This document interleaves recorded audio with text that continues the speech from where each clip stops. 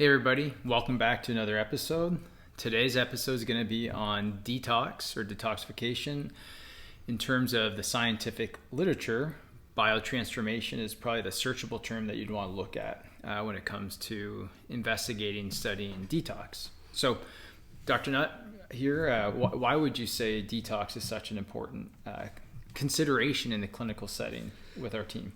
I think a lot of detoxification and there's a lot of like myth, and there's a lot of bad information out there about like, oh, I'm detoxing, therefore I feel like absolute crap, or I'm detoxing, and it's like, no, you're just doing a cleanse. There's a big difference between a cleanse and a detox. I think there's a lot of it's kind of like a detox is like a word that's used kind of loosely. Very loosely, yeah, very loosely, and it's indescript. It's pretty vague, and I think a lot of people use it as like an umbrella terminology for trying to do something to improve their health. Mm-hmm. But I don't think true detoxification and getting to the nitty gritty physiological aspects of what detoxification really is something that, obviously we're doing a podcast to educate people on what it actually means. Yeah, because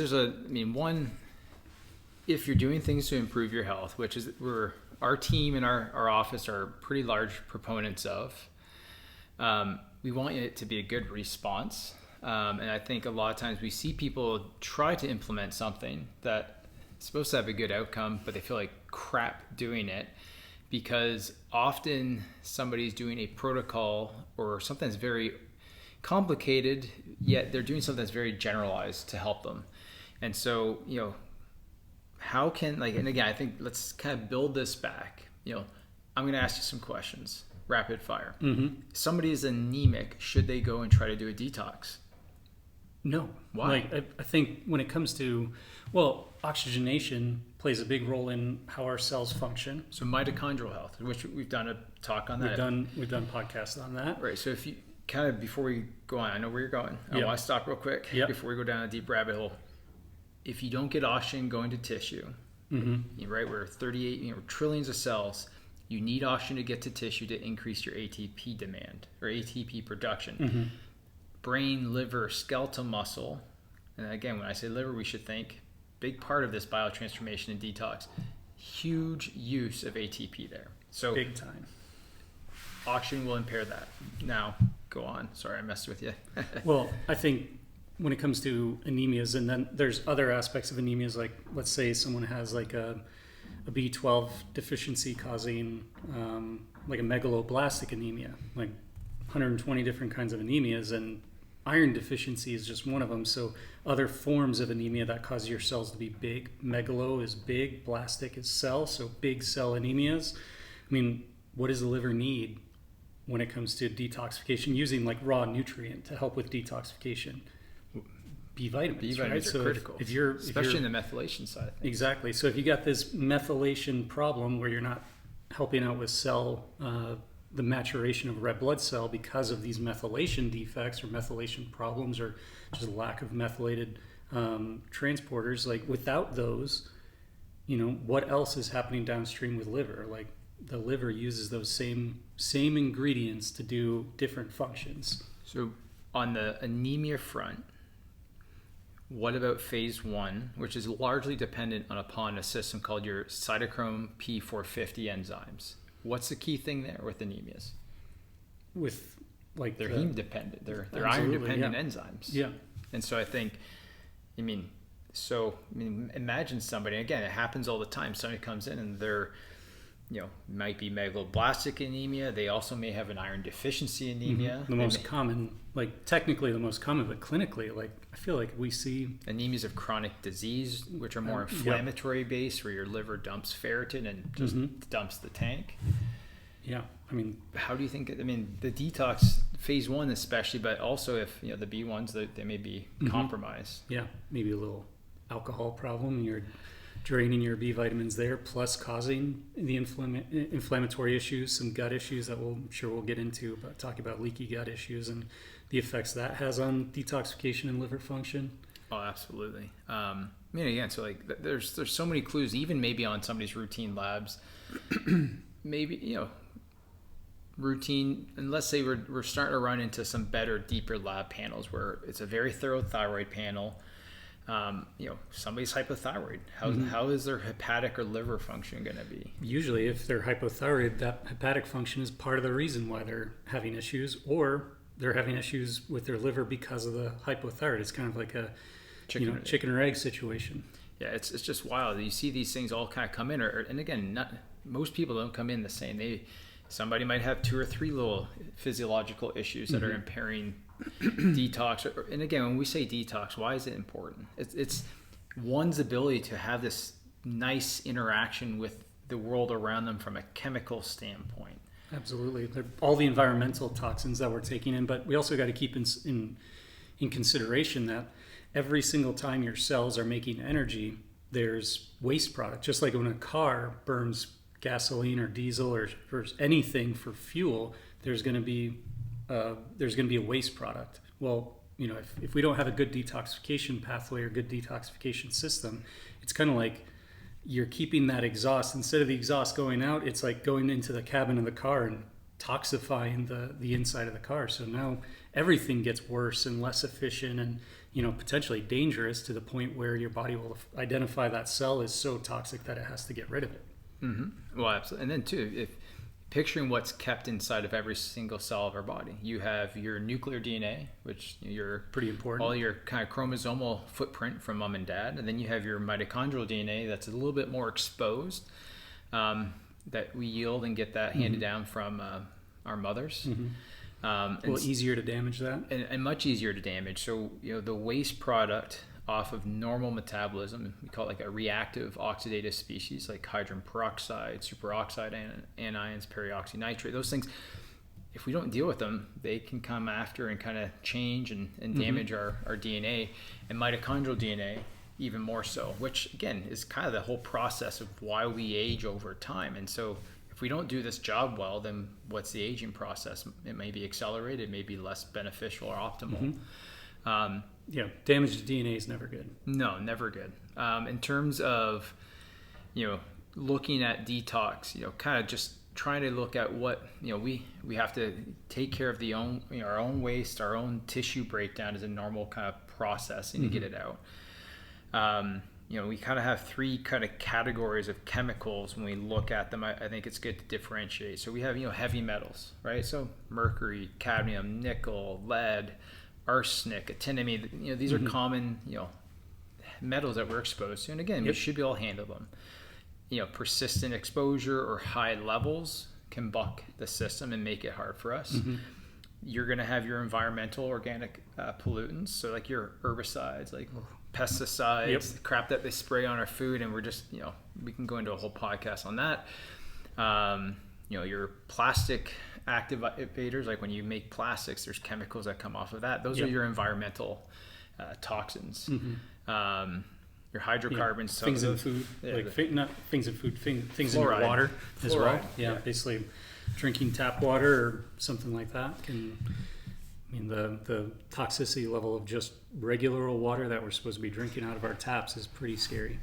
If you think about it, our bodies are mostly water. That's one of those key areas that people need to kind of focus in on. Lastly, the other kind of third category of toxins are biotoxins. So when people hear the word biotoxin, kind of toxin, like what should they be thinking about? Where can those be coming from? You could be talking about like bio life. So we're talking about like would you be considering mold toxicities or maybe viral, basically viral toxicities and endotoxin from bacterial or fungal infections, those types of things for sure. Absolutely. So like yeast, candida, overgrowth. A lot of things that live in our gut, a lot of things that like to live under our toenails and our fingernails.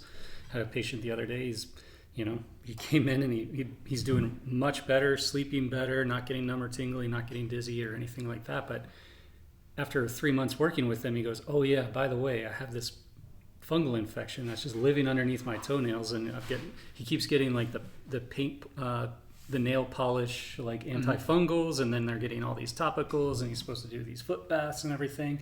But he also has, or originally had before we changed diet and added some supplements that kind of help out with those things. Like he had intense GI problems, gassy, bloaty. The gas and the bloat wasn't relieved by burping or farting or anything like that. So it was just like in his GI tract. So now it's like, okay, we took care of some of these nutrient deficiencies as proven by blood work. And now it's like, let's go after maybe the cause of a bunch of this stuff. And one of the things that we noticed with this particular patient is liver enzymes were elevating again. Even though we did things that bring the liver enzymes down, we obviously didn't, and that wasn't our intent in this original position because he was so nutrient deficient in the first place. So first things first was like taking care of his nutrient deficiencies. And now we're going to take, now that we backed off some of the liver and detoxification support supplements, we notice his enzymes are lifting back up, and some of the things that are saying, hey, inflammatory problems are coming back up. So it's like, now we have to go to work on the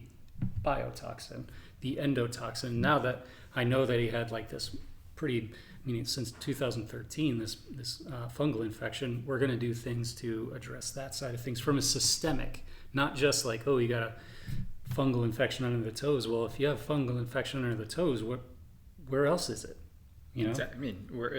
Especially since like, hey, we're going to do this topical, and you do it, and it takes care of it, and then a week later it comes right back, and it's just like this, literally a decade of treating these topical things. Maybe there's a home base or a colony, a home colony, or a primary source somewhere upstream.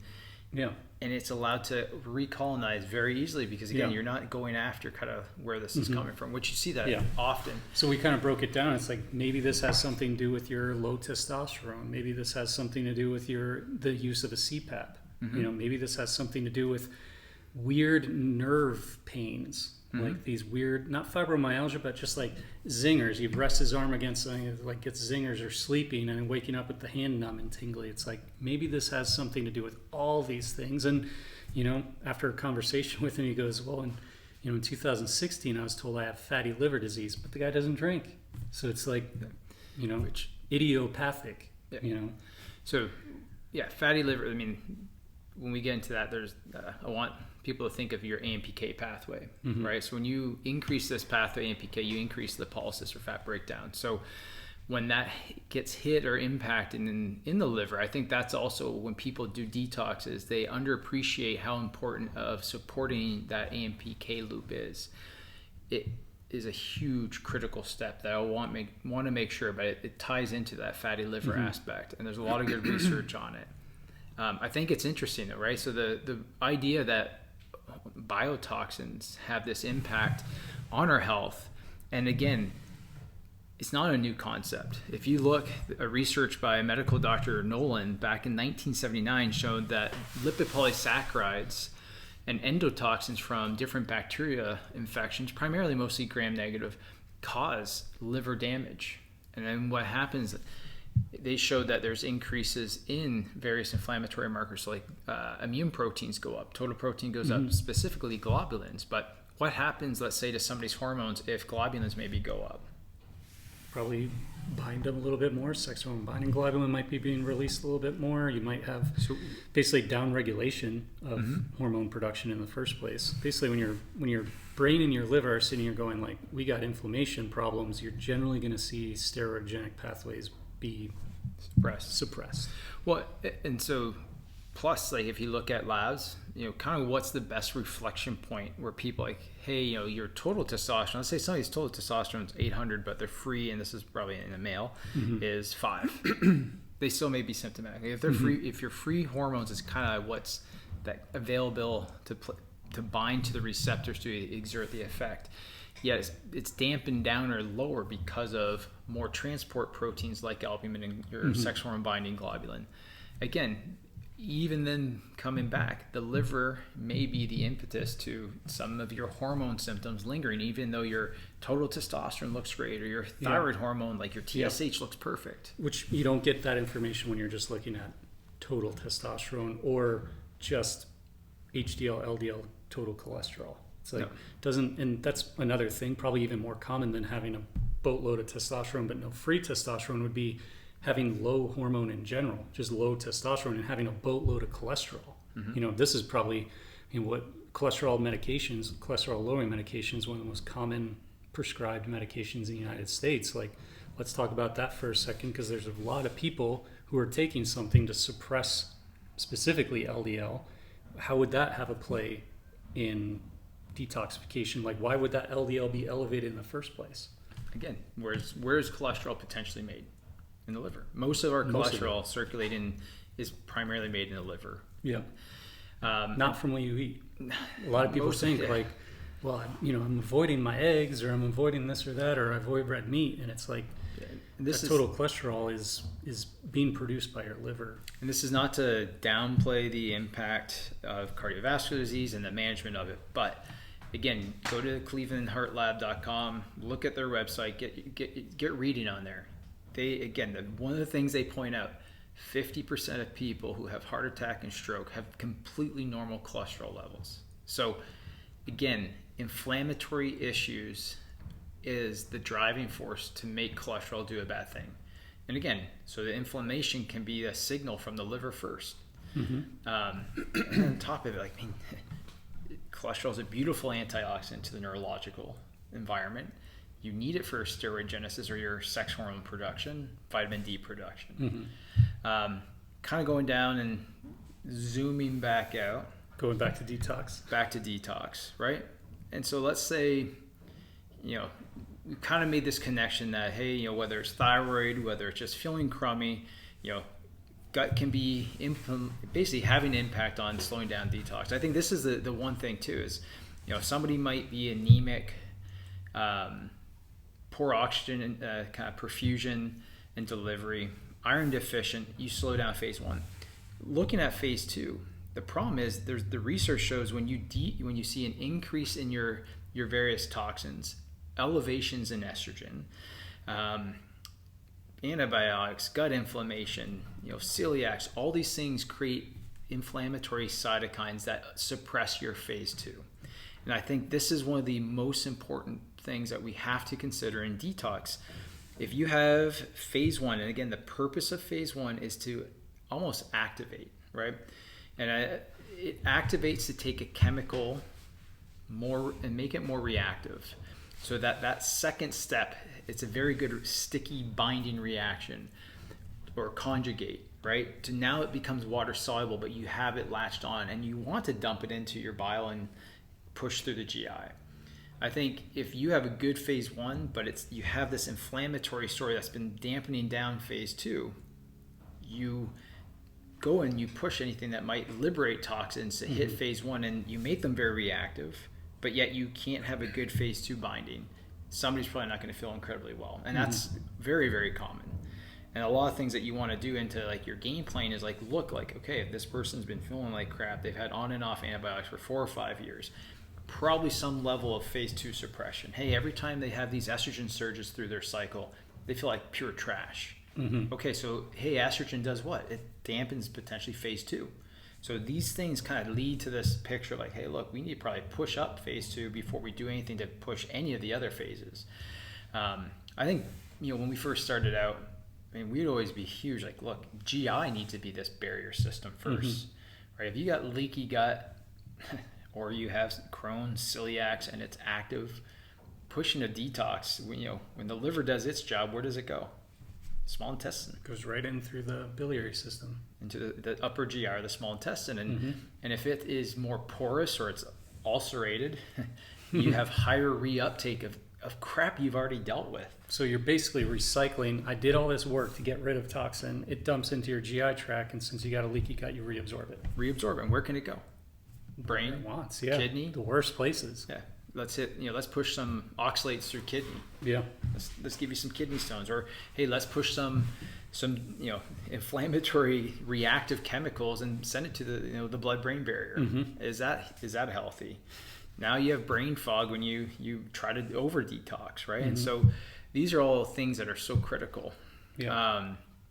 In terms of kind of picking up on some of these. So, what are things that should be emphasized in terms of making sure the GI tract is healthy? How do we know?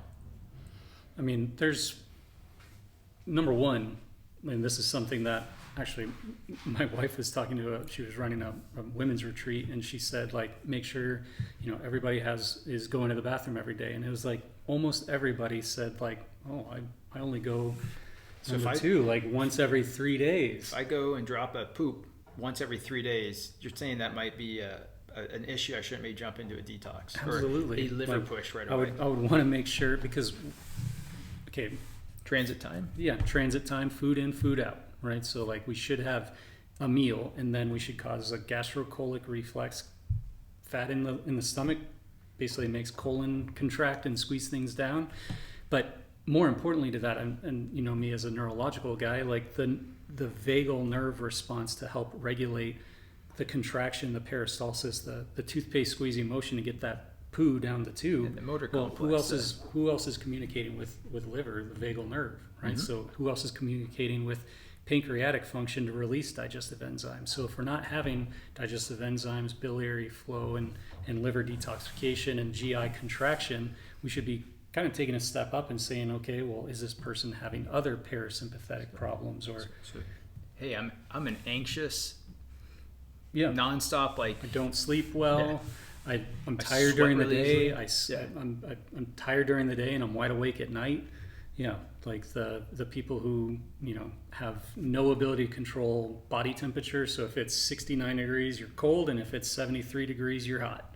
It's like these generally on the colder side of things. But and again, this is another important point. Stress does what to phase 1, phase 2. It also is going to dampen phase 2 pathways. So again. So drinking that 4 cups of coffee is might speed up phase 1. Might speed up phase 1, but dampen phase 2. Bottlenecking phase 2.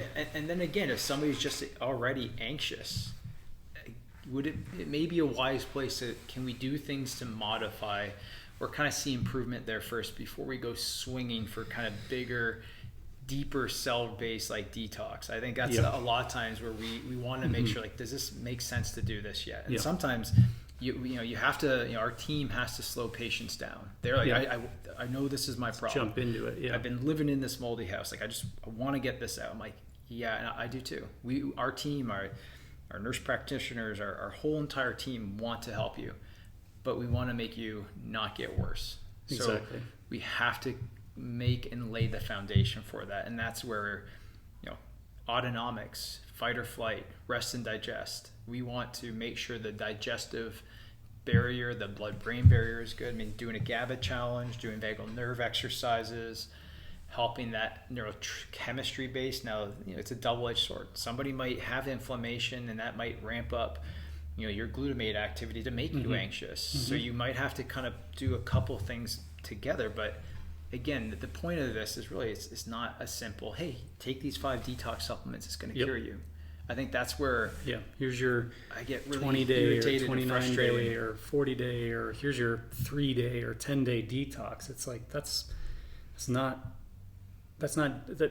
cookie cutter. So saying, if I just did that 10-day detox, like, I'm not cured, I'm not walking out into the world like not chemically absolutely resilient. No, I know, and it's just, this is the stuff where I think we're talking about it this weekend. We had a 4-day neurology conference all weekend, and we were having this conversation. The more you start to know, the more you realize you don't know very much at all. And I think that's where, it's true. Like, I mean, what we feel like we know a bunch, but I know there's going to be stuff, like, we're always learning, and there's like, oh, we didn't think about that 5 years ago. Well, now we're implementing it, and there's going to be stuff in 5 years from now, like, oh, now we learn more, and how can we tie that in? And I think that's where, like, the simplistic, like, here, this is, from this company X, take it. It's a very easy thing to implement with. That's the panacea. And it's scary, though, to me sometimes. Yeah. Because down to a core of it, how somebody feels, psychological health, emotional health. With no flexibility in the system either, because it's just like you take the X, Y, and Z, and everybody does the same thing. It's kind of like, well, where's the artistry to it? Where is the, well, I'm based on this information, based on what you're telling me, based on our conversation, based on this diagnostic criteria, we need to do a little bit more of this, a little bit more of that. Maybe there's some genetics that we need to be looking at, these different types of genes that are either upregulated or downregulated. Going on because it when you know it well enough that you can see that the answer is not a simple one, a package of supplements, say take this for X amount of time, it really gets frustrating in the world. And then, I mean, even worse is like looking at standard of care, right? It's like they're not even taking, I mean, the word detoxification in traditional care is kind of like, I mean, it's just something that your body naturally does. It's like breathing. And it's like, well, yeah, but some people have COPD, you know? Yeah, so something went awry. Yeah, something's wrong. And somebody's liver enzymes are high, or they have fatty liver yet without a history of drinking. And it's like, so maybe detox or something hit the liver and bothered it. I mean, a couple of minutes ago, you said something like, what was the show? It was like, grinds my gears. You remember that? It's like, it was in the genetic side of things. Yeah. So I was just going to joke around and say it really grinds my gears when, again, people on the genetic side, because again, genetics is not just MTHFR. Yeah. And it grinds my gears when somebody's like, oh, we tested your MTHFR. Now we know what we're doing. I'm like, you know how many loops when you look at methylation there are? You have an MTR gene, you have MTRR, you have CBS genes that code various enzymes for like your cysteine and glutathione. It's never simple, but a lot again, it's one of those things where people love to simplify it. And even then, when we have good and extensive training for hundreds of hours on these genetic SNPs and proteins, and even then, still in the infancy of understanding. Absolutely. And methylation and MTHFR is important, but there are so many other genes that play into it. Comp gene, like if you speed up methylation but you have poor comp function, you could actually maybe make somebody feel pretty miserable. Yeah, absolutely. These are the people you give methylated B vitamins to, and it's like, that was not the right thing to do. Yeah. Now my anxiety and OCD and dopaminergic symptoms are significantly worse. Yeah. The proverbial crap hit the fan when you increase their methylation. Yeah. Especially, going folate heavy before you support B6 on those can be a big difference factor. But anyways, I just thought it was funny. So I'm like, it really grinds my gears when people take genetics and the only word they ever say is MTHFR. Yeah. So I'm like, if you picture and you draw a pyramid, and again, this kind of goes into detox too. Like the MTHFR is probably at the top of that pyramid in the upper the kind of rungs of the pyramid in terms of like systemic impact. Like, yeah, it's important, but if these deeper levels of the pyramid, say it's your glutathione S transferase genes are impacted, those are way bigger hits because you're going to need way more methylation to come in and repair DNA. If those are awry. And that's kind of where, the grind my gears comes from. And histamine, all those things, like those are way deeper systemic inflammatory issues that make you need to have higher methylation. So, let's move on. It's before I get more irritated on the genetic side of things. Because again, it's not simple. But it's good to look at, right? Like, and again, we can look at it. I mean, those tests probably should be thousands of dollars, but you can get them now because... Again, they've been around for a while. You can get good information for $200, $300, $400, $500 to look at some deeper methylation genes. But detox wise, let's continue this train. When it comes to I'm Dr. Matt. I lost my gallbladder. How do I detox? So the good news is you still have drainage. Bile. You still make bile, but instead of it going to a storage tank and being released. When it's being stimulated to do so, now it's just kind of like a leaky faucet, right? It's just kind of like a slow drip. Yeah, just or dripping. And depending on when it was done and how efficiently it was done, like you can actually still get some bile duct cloggage and basically bile duct obstruction. So that is, something to take in consideration there. And bile salts are incredibly important for the upper GI. Because again, they also have a role in making sure you don't have too many microorganisms colonizing the upper GI, because bile salts kind of function as like antimicrobial. So it makes it harder for like your fungal or your FIBO and SIBO opportunities. So your small bacterial overgrowth, your fungal intestinal overgrowth, like it makes those things harder. Because again, it reduces the number, and then obviously you need good vagal tone or peristalsis to minimize it. But yeah. Which is interesting about the gallbladder function, because it's like, oh, I had a CT and there's no stones, or like, oh, I just had my gallbladder out, so it's not a big deal. Like it blows my mind when it's like, okay, one of the most common emergency surgeries in the United States is gallbladder removal. What demographic of people also tend to see it at a higher rate? Well, you learn it as fat 40 and female, which is basically, and usually older, usually 40 or 50, 60 years old. But it can be anybody. What's the prevalence in thyroid patients? I mean, significant. Absolutely. I mean, clinically speaking, it's probably, if someone had like a Hashimoto's problem for 20, 30 years, like almost all of them have a gallbladder out. And then what about, again, what would we talk about? What's the role of the thyroid in liver function? I mean, they're huge in one of they the primary work regulators. together. Yeah. I mean, if you have hypothyroidism, chances are, if it isn't an autoimmune problem, chances are it's a conversion problem. Mm-hmm. And the vast majority of that conversion happens in the liver. So the T4 to T3 conversion, basically taking inactive to active thyroid hormone, happens in the liver. And then interestingly, like one of the most important thyroid markers that's never looked at is made in the liver, which is reverse T3. Right. Which, we could go down that rabbit hole, but let's do it for a really quick second. Yeah. So you're telling me after my thyroid does its job, the story is not over. No, the thyroid only produces a very small percentage, like 5 to 7% of active thyroid hormone, which is T3. And which again, is T3. You also need it to be free, right? It has to be available for receptors. What was the thing we were talking about earlier? Those binding proteins that are made by the liver?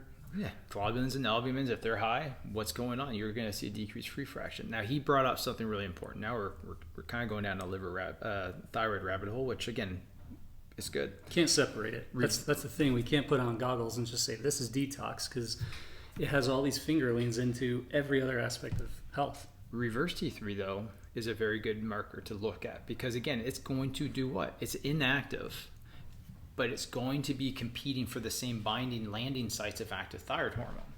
And so if you see a higher level of reverse T3, this is actually a really good ratio to bring in, is this your relationship of reverse T3 to T3. Because if that ratio is skewed, you may have okay T3 levels or free T3, but due to the higher amounts of reverse T3, you're still not going to have that saturation to the receptor, and you still may present with what? Thyroid symptoms. Hypothyroidism symptoms. But your numbers are normal. TSH and T4, and even if they do a little bit more digging in like T3, you could still see normal. Again, normal as in like medical reference range normal, but still the symptoms. And those symptoms might fluctuate. Some days you're feeling okay, and some days you're feeling worse. And so let's say liver function is good, from a thyroid standpoint. So 5' deiodinase is kicking and doing its job. Mm-hmm. The GI, which is kind of like a phase 3-4 part of detox, has a sulfatase function, which again does what for thyroid? Gives you some more active hormone. And so like liver and GI have a huge role into thyroid function. So kind of bringing everything back to detox, because we're kind of pulling multiple talks into Reel one. it back in, yeah. Reel it back in here. We may do this a few times. But again, detox is meant to protect us from chemicals we want to get rid of. And again, we're always doing this. This is a constant process. But there are things that may slow down some of the enzymes that do it in phase 1, phase 2, may decrease our ability to dump into bile. And so, something I've never really heard discussed a bunch is this, what's called this anion or transmembrane aspect. And again, the best way I kind of describe it to people as we educate, right, is, if this is this assembly line of toxins, right? And again, I think trying to have a visual, what has to happen is cells have waste products. Let's say muscle tissue has some, and again, a lot of times, people are like, oh, you just throw toxins into fat. Metals don't go into fat. Mm-hmm. There's nothing really about, metals and heavy metals like protein, because they have these chemicals that make it easy for them to latch and stick there. Let's say we dump them into circulation, so blood and lymph, right? Those go to where? Liver, and in the liver, we call those, the cells, they're hepatocytes. Inside that liver, you're going to have phase 1, phase 2, and phase 3. And then you have to have this exchange. So picture things get to the liver, and you have to have this smooth transmembrane transport. You got to keep the chemicals going down the stem line. So if I got oh, here's a flaming like tire. You need to take this because we got to put this fire out. But then even though the fire's out, it's really, really going to be damaging if we hold on to it. Mm-hmm. So this transmembrane transport has to move through. So phase 1, phase 2, and then it's got to go into the biliary or your gallbladder. Not necessarily gallbladder, but with bile flow, and then it has to be excreted in the GI tract. Mm-hmm. It's got to be doing that. The problem is, and this is where I think a lot of people miss the boat, this transmembrane flow, right? Again, if that is being damaged or suppressed, you can dump things back into blood and circulation and not out and excreted. So they may try to go through your skin. Mm-hmm. You detox, I just get itchy skin. I get pruritus, like, man, cool, you got bile salts in the skin. Oh, I heard sauna was good because I sit in the sauna and you get... Which, again, it's a way, right? But, kidneys are also a way to excrete. But, again, when you overdo it, they can also present with, like, itchy skin or symptoms. Like, man, I have allergies. Like, your histamine and those markers are actually really good. It's, again, is it backflow? Are you should be going this way out, but you start to go that way out, make chemicals from phase 1, and start to make them reactive, but then you just go backwards and just redump them into circulation. That's where crap hits the fan on a lot of people. Yeah, because now you're fatiguing that phase 1 system because you're just like, did it, and then dump it back in, and here it is again. It's just like throwing the trash into this hand and then doing it again, throwing it up and doing it again. And then, and let's say you do the phase 1, phase 2, good transmembrane transport, you dump into the GI with bile, but you have, ulcerative colitis, you have celiac, you have Crohn's, you have leaky gut. That allows higher reuptake of the toxins, and it goes back into circulation just to be handled again. So you're wasting ATP and energy trying to do things. So would you feel tired if you're not going to have maybe the ATP for good energy or mental focus because you're just constantly trying to do something that's incredibly inefficient? And I think that's where a lot of people kind of hit a wall. I think some of the immune activation that happens with that, like your body goes like, holy crap, we're loaded with toxin right now. Just in a similar manner of getting fatigued and brain foggy and all the signs of almost like a flu or, almost like flu. Like, your immune system's sitting here going like, hey, dummy, go get in bed. Yeah. Well, and that's it. Like, man, I just feel achy. It's like, okay, like, where's this coming from? And then two, as you start to take those toxins maybe you didn't get rid of, and hey, let's say the blood-brain barrier is compromised, high stress, persistent inflammation for a while. Now something that's getting back to the brain hits that. Let's say we know inflammation likes to do what to NMDA and your glutamate system. Wind it up. And so if somebody's got a wound up glutamate system, what do they present with?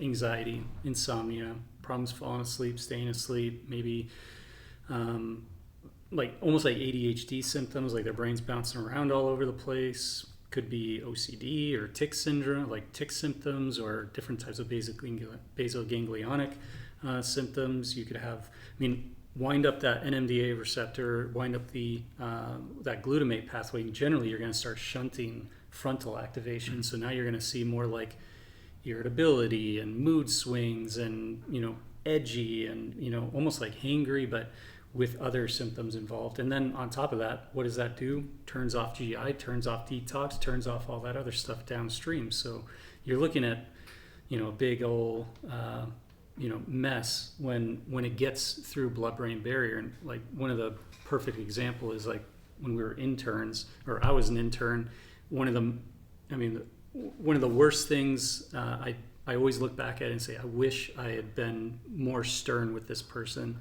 saying, don't go do this medical detox. Basically, she was told she had heavy metals, and she was going to do an IV detox, basically a medication that helps push heavy metal. She was identified as having, I think it was mercury, and she was told, I got to do this detox, this IV detox, to help get the mercury out of her. DMSA?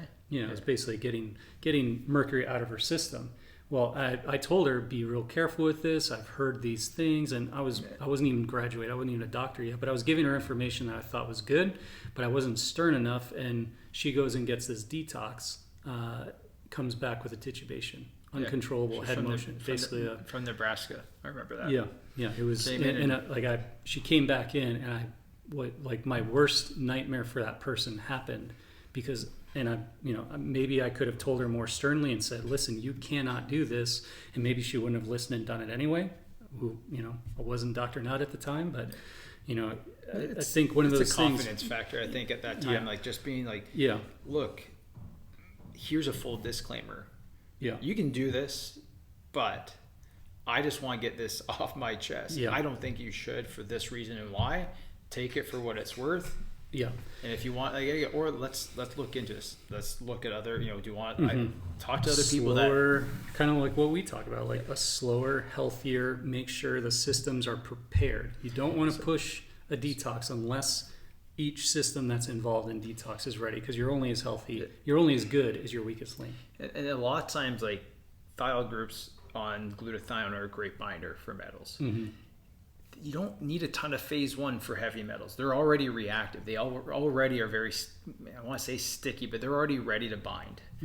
And so it's that phase 2 system. If it's trashed, if you have a decreased transmembrane transport, if your NRF2, which also kind of is really important for how your direction of detox is going towards the exit versus kind of allowing backflow into the system. If that is inhibited due to persistent inflammation, that's the concern, and that's where it just comes with experience. I think that's everybody who has a conscience can go through. I'm like, I could have done that better, could have been a bit more refined in that process. But I think it's the ability to learn continuously and then adapt.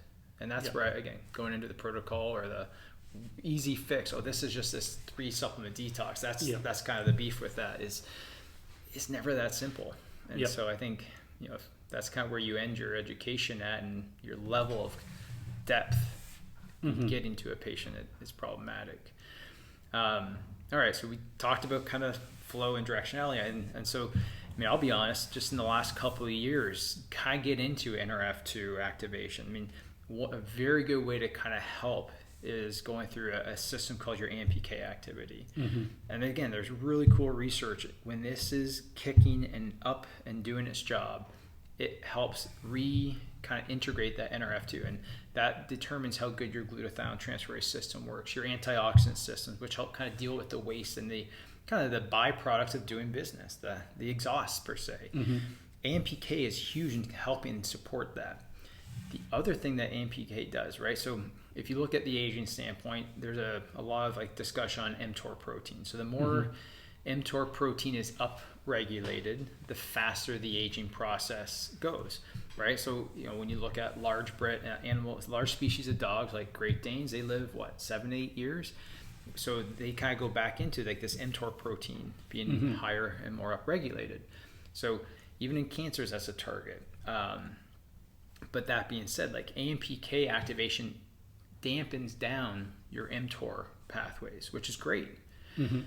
It also increases autophagy. So autophagy, as we get older, gets less efficient, but it's one of the most critical pathways that we want to always support, whether you through fasting and exercise, they all, those things increase AMPK to increase autophagy. What is autophagy, and why is it important? So you have mitophagy if it's happening with mitochondria. Autophagy, right? So it's basically this process of let's say I'm a cell and I got different organelles that make different proteins and aspects in the cell. If those organelles are damaged, do you want them? Should you say, hey, look, I'm gonna chop you up or go through this phase of autophagy, or if you got damaged mitochondria or mitophagy, or if you got fat that's damaged or inefficient, you want to break the fat down, you want to break the organelles that may have been damaged, or if your mitochondria DNA has been hit from reactive oxidative species and it's not as efficient, you want to be able to clear that out. Or if the whole cell is kind of compromised, you want to have the cell break down and rebuild. Kind of like recycling. Recycle, right? Reduce, reuse, recycle. Yep. 3 R's, right? You want this going on. So autophagy is what that process is. So sometimes you're like, hey, look, there's just small damage. We're just going to clear out that mitochondria. We're going to splice and make some more. No problem. Or the whole cell is compromised, time to go, right? And again, this happens if, COVID or Epstein-Barr, you get hit with an infection, virus hijacks our cells to replicate itself. It leaves a little footprint for our immune system to see, and our immune system's like, you're out of here. We need to take away this footprint that you have on our body to reduce infection. So guess what? Lymph flow goes up because you got cell debris. Got to flush that out. That requires energy, so you might be a little tired, achy, because again, you have inflammation going up to signal and orchestrate this. And again, autophagy is this process that is like gold to keep us healthy. And so fasting boosts it, exercise boosts it, lifting things boosts it. Mm-hmm. And it's critical because it has all this modulation. But again, it plays into how well you can take through and maintain detox as well. If you got all these little liver cells with damaged organelles that can't help you make the proteins to detox, you may not be as efficient of it. So if you come in and hit the go button to try to push it, but yet like, it's a bad response. Mm-hmm. And a lot of the times I start with the like supporting this pathway first, mm-hmm. as well as, getting GI up. Like this is what our team like has kind of yep. introduced, and way better transitions by just going after even this one simple step as a team. Mm-hmm. But yeah, autophagy. Yeah. So pretty important. And honestly, it's, if you're in the biohacking realm or world, this is, a lot of things people are doing in the biohacking and trying to mm-hmm. age more efficiently. Yeah. Circle especially around. For like the Alzheimer's, dementias, kind of the neurodegenerative disorders, big word. Yeah, I mean, and for a long time, they only thought it really happened in the liver, not necessarily in the neurological environment. But again, mm-hmm. due to technology and the ability to tag an image, research, and again, I can't remember. I think we were in school, so like probably 2010 maybe or so. There's definitely data showing, hey, this happens well beyond the liver and happens in the neurological environment as well. And so whether it's tau protein, beta amyloid, synuclein, like you don't want that accumulating and clustering to bog the cell down. And so you need autophagy to take care of misfolded proteins, poor organelles, cytoskeleton that's not good. Because again, at the end of the day, our cell, we're just accumulation of those. And again, the better they function as a team, the better the health, right? And so today's really talk is how do we optimize the liver and its role in handling the chemical environment? But it's never a simple answer. There's so many kind of tangents that influence it that tie in gut, autonomics, and brain. Mm-hmm. So what we didn't really talk about the kidneys either.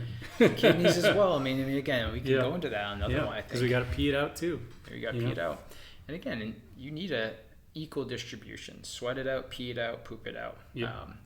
They're all routes. Mm-hmm. Breathe it out. Yeah. Breathe it out. Yeah, forgot the lung tissue. Right. Yeah. I mean, all those are other ones. Lungs you can tell in a person when they've been drinking when they breathe on you. Yeah. What? No, you smell like alcohol. Yeah. But again, it's one of those things where, you want equal and proper distribution of the effort. Mm-hmm.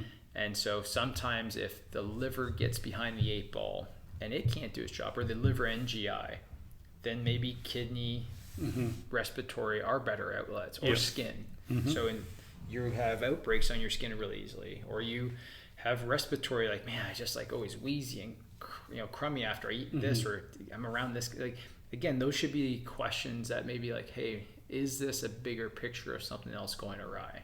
Mm-hmm.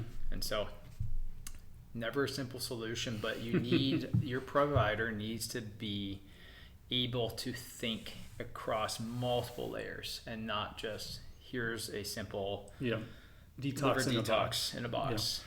Yeah. I wish it was that simple, but it'd be so nice if it was, but that's what makes healthcare, so difficult, and that's what makes standard of care so bad.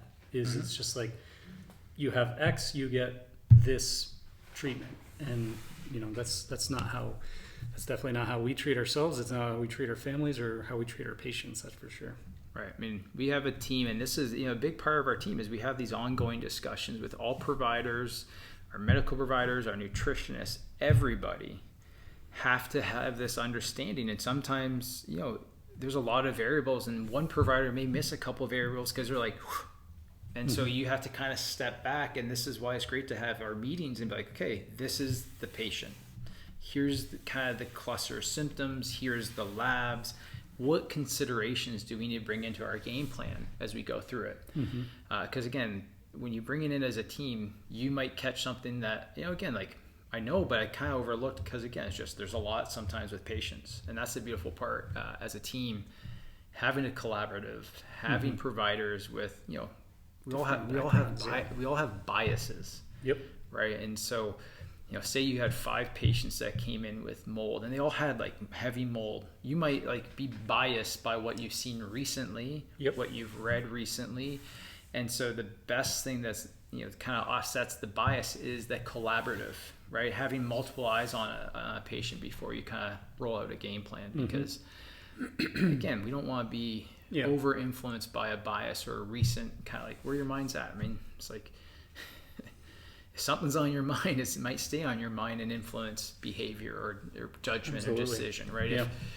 If I won't go and use that example, but if somebody comes in and might be upset about something, again, that can influence decision, right? And so it's always kind of like, you always want to make decisions in a neutral state. I had a mentor who, it's helped me tremendously, but never make major decisions angry, right? And it's the same thing. Why? Because the anger might emotionally bias a response that might lead to a worse outcome. And it's the same thing if you go into a clinical decision and you might be biased by what you've read and you just don't want to bring that in. So anyways, well, any take-home points or last kind of tidbits before we wrap up this podcast? I think detox is complicated, and making it simple is oversimplifying. You can't oversimplify, and even the things that we just talked about are not every little piece of layer, and questionnaires, and that's where it really starts, is gathering information. So if you have a 5-minute visit, that's going to equate to 5 minutes worth of care. And if you have a 2-hour visit, it's probably going to be a much better treatment plan, or a 4-hour treatment idea of getting people together and having conversation and having a team building experience of, here's this patient walk through from A to Z. You got the person who's gut focused, you got the person who's brain focused, you got the person who's detox focused and physiology focused and nutrition focused, everybody working together. But outside of that, I think it takes time. Like the patient visit has to be more than the 5 to 7 minute national average. That's not enough time to even read their chart, their name, and who they are. Yeah, it's not enough time to read our paperwork, that's for sure. Or blood work. And then too, like the consult has to be asking those deeper probing questions that give you, this happened and this was a result that all of a sudden these 3 symptoms showed up. Why do we think those symptoms showed up? And then was it a liver response? Was it a GI response? Was it infection? Like that's why you need the time, so that your brain can go down the tangent of possibility of why they're there. So, and then we didn't even talk about treatment options yet. It's like now treatment options, it's not even worth talking about, because there's such a variety of treatment options that it's like, and it shouldn't be a quick conversation. It should be, hey, we think these are issues going on. Here are potential things we can use to address it. Somebody might have tried 2 or 3. If you go through their history, like, well, then those need to kind of maybe be not necessarily excluded, but maybe that's not time. And then you kind of go through it. So it's always fluid in the care, and a little bit more communication too. It's not, here's your treatment, see you in a month or 2 months or 6 months. It's like, hey, maybe we need to be checking in. Maybe you need to be sending me a message every day on a portal system, or maybe you need to be sending me a text message saying, here's my symptoms, here's what's going on. So a hand-holding experience. That's one of the big things, is going too quick. And you start getting symptoms, people want to go like, oh, I'm feeling crappy, it must be working. And it's kind of like, my brain goes, you're feeling crappy, let's slow down a little bit. Let's slow down. So a lot of times, again, we have to remind, like, hey, look, you've been feeling bad for 10 years. You probably had issues going on before you actually really got symptomatic or started to feel bad. So something might be going on for 20 years. Like the symptom or kind of the presentation of the cognitive deficit in Alzheimer's, they estimate the biochemistry has been going on for 20 years before they get symptomatic. And so again, if something's been going on for a while, do you really honestly expect it's going to be 100% perfect in a week? No. And again, I think that's where it's important for people to have that understanding. But progress and little glimmers of hope are compounding. And when you start compounding, then things speed up. And that's the most important part. And then this is where like real healthcare comes into play, and talking about prevention, meaning like, let's not go back there. Let's not let you get to that point by doing X, Y, and Z, by talking about these detox pathways and understanding the earliest symptoms or earliest signs, or looking at your gut function and saying, well, if you're not going to the bathroom, at least once a day, maybe in 10 or 15 years you could be having some of these things. So let's nip it in the bud. Yeah, let's clean this up now versus the fire being larger later. Absolutely. But anyways, we can go deeper into maybe part 2 of this, or kind of what does some intervention look like, or what are the possible interventions. We can do that on another podcast. Again, I want to be very clear. This is by no means medical advice. This is just a conversation about kind of physiology. This is to be educational, informative. If you have questions, ask your healthcare provider, your medical doctor, your nutritionist, whoever's on your team. And again, I think it's important you have a team that you've vetted out. But yeah, this is not meant to be medical advice, so please don't do so and take it as that. You were right. I said before the podcast, I was like, let's try to keep this one to 20, 30 minutes, and I think we went a little bit over that. I know, and that's us being conscious and try not to make them too long. So I hope you guys enjoyed it. If you guys have any benefit from this and you think others can benefit from it, please share. We're trying to just have a very good educational format in healthcare and physiology and things that really influence everybody's health. Yeah, our goal is to change the way that healthcare is done, and the easiest way for that to happen is to do these podcasts, for it to be shared, for it to be allowed to be heard by a lot of people, and then other people can make better healthcare decisions. And that's the way, we can only treat so many people per day, but if we can do something to help someone find somebody else to get better healthcare and treat the things so that they have better longevity and better aging and feeling better, and meaning they're better parents or better spouses or whatever, that's the ripple effect that we're looking to have. Right, and that's it. I mean, we have we in ourselves, not only do we want our patients to have a team, we have a team in our office. Because again, we need medical providers, right? There's things that are medical of scope. There are things that are nutritional in scope. There are things that are educational in scope. So we're kind of here to educate. We have the medical providers to address the medical, and we have the nutritionists to address the things that are nutritional in nature. And again, that's just the team within our office. But then you have specialty and providers where there may be other team players that need to be on it. And that's the beautiful part. You get a great team. You have all these advocates that are really sitting here, all these great brains that go to work for you to help you have the best expression of your health. Absolutely. So, well, until next time, we'll talk to you soon. If you have any podcasts that you want us to have a topic on, let us know.